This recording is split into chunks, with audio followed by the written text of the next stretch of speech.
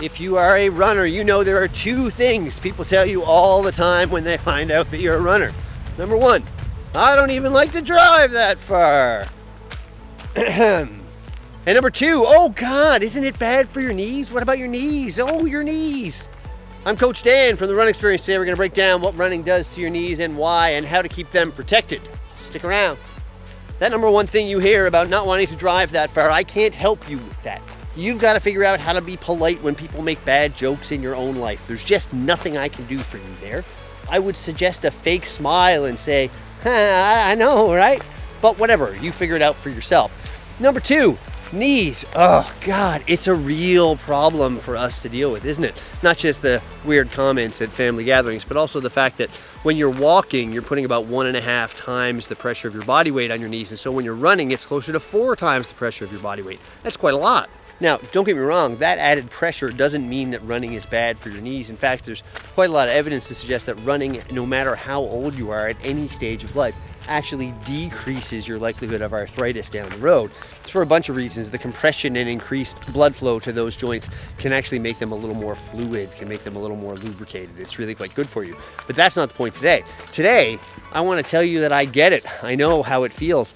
I've been there. Here are some photos from me at Whistler Alpine Meadows, 110K ultramarathon in the Rocky Mountains a few years back, with knee braces on not one, but count them, both knees, my friends. That's right. I too have had runner's knee.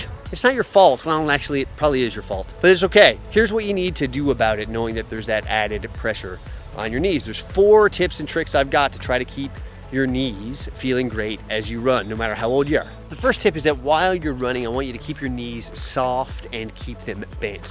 What I mean by this is that if you're feeling like you're overstriding a little bit and your knees are actually a little straight at any point, certainly as they move forward, as your legs move forward, but if also as your legs move back, I really want you to think differently about that. Keeping those knees soft and bent is going to stop you from getting a ton of pressure on them while you run. That's the first thing. Second thing is to think about your foot strike. Now, when I mean foot strike here, I don't mean mid-foot or heel striking. We're going to get to that. I mean, how even is your foot when it hits the ground? Is it turned out away from your body, or less common, turned in a little bit? If it's turned out, it's going to add a ton of extra pressure to parts of your knee, certainly the outside bits. Now, that's generally indicative of someone that's got weak hips and weak glutes. So if you're noticing that your foot hits the ground and your toe is sort of pointed away off to the side of you, that means you've got some strengthening to do in those hips and glutes, and it's going to save your knees a ton of pressure. Third tip is cadence. Cadence is how many times your feet hit the ground per minute while you run. And now there is a bit of a golden rule here. It's 180, so you want your cadence to be 180. You don't need to live and die by that number. If you're a little bit taller, that cadence number is actually going to be a little bit lower for you. If you're shorter like me and have sort of short legs, then you can actually have it a little above 180 and still be doing great. But that higher cadence is actually going to make sure that your running form is better, and it's going to make you a lot less pressure on your knees. And the last one is, I really want to make sure you're not heel striking if you're worried about knee pain. I mean, it's super duper important. If you're heel striking, it's going to put a ton more pressure on that knees right at that moment of impact. So you're going to be getting even more than 4 times your body weight when your foot hits the ground.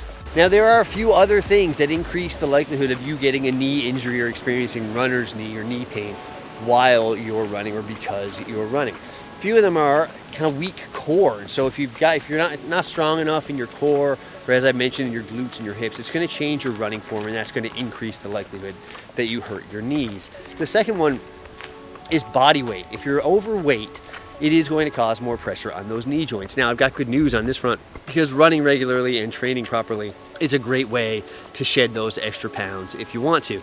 Look, knee pain is real. We have literally a dozen videos on this channel about knee pain and how to solve it, so check one of those out if you're experiencing knee pain. But the fact of the matter is, running doesn't equal bad knees. Running doesn't make your knees hurt necessarily. In fact, running is good for all the bits of your body, including your knees, but you do need to take care of them. So check out one of those videos here if you're experiencing some knee pain.